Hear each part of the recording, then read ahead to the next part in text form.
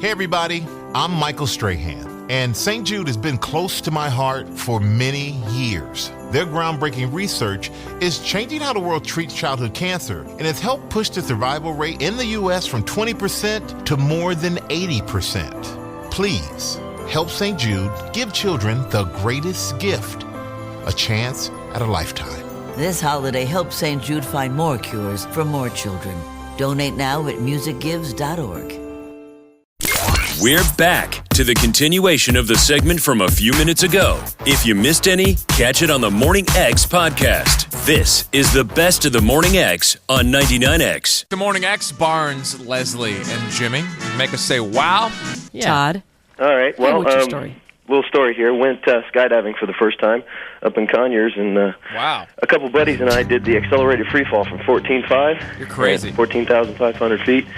So we go through the 6-hour class, and we're up there and decide to, here we go. So we go up there and jump, land, we're high-fiving. We're like, yeah, it's awesome. First time jumping out of an airplane, and we hear this big ruffle noise. And the guy that fell behind us jumped out of the same airplane, had a big what they call a streamer. So he cut away, yeah, I know what and that he never pulled the second chute. And we watched him fall from about 3,000 feet all the way to the ground. Pow! It was kind of a screwed-up story, but... Did he die? Yeah, he's dead. Yeah, that's a screwed-up story.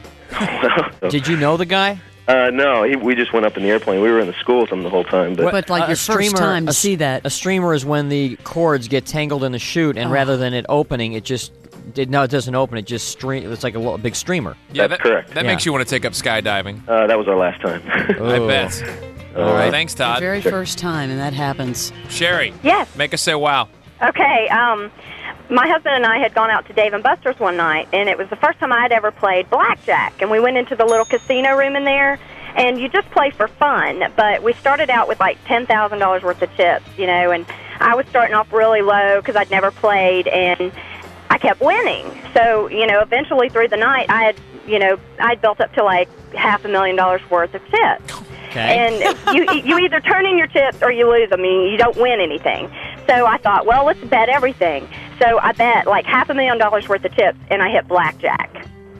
So now you have over $1 million worth of chips. Yeah. Yeah. Unfortunately, it's Dave & Buster's money. It's always good in a fantasy world. It takes the wowness away a little bit. But it was my first time. Sherry, had that been in Vegas, we would have given you a big wow, and you would have given us a loan. Hey, well, my husband said if he'd had the money, we'd have been on a plane that night. That's a good story, though. Yeah, that's a good story. Come on. Well, it's Dave & Buster's money. Hey, the dealer said wow. Huh? The dealer said wow. But it didn't hurt anybody. Oh, no one got the cash. It's just not it's like I own 6 hotels.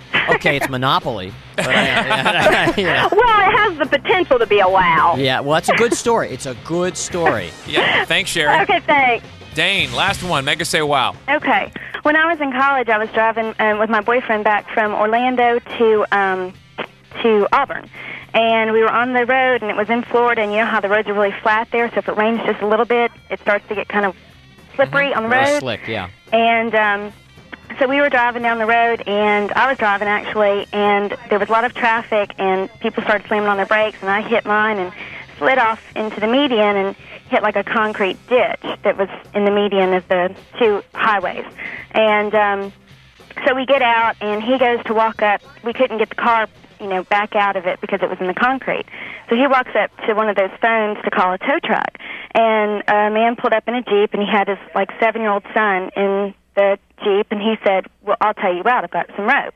So he is at the car hooking up the rope to our car, and I'm standing kind of by the Jeep, but a little bit further down. And I'm watching him hook the rope up. And Mark is walking back, and all of a sudden he starts screaming, Dane, run, run! He's screaming as loud as he can. And I turn around and look, and an 18-wheeler is sliding off the road at the exact same spot that we had come off the road. And I dove out of the way, and the 18-wheeler ran over the spot that I was standing in. Oh, wow. And flipped over.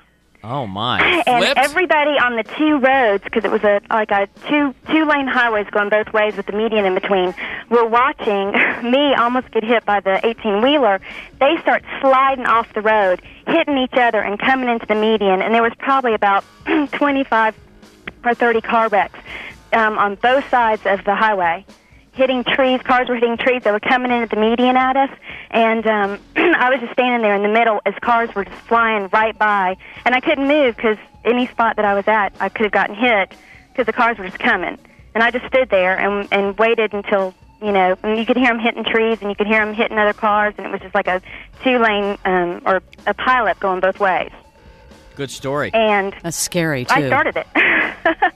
Yeah, not a wow, but a good story. I don't know. That's not a wow. It's got to have a wow factor. I think it's a great story. It's a great story, but I'm not feeling a wow. I don't know why. Someone said wow when the 18-wheeler almost hit me. No, yeah, but that was just kind of a figure of speech wow. Oh, okay.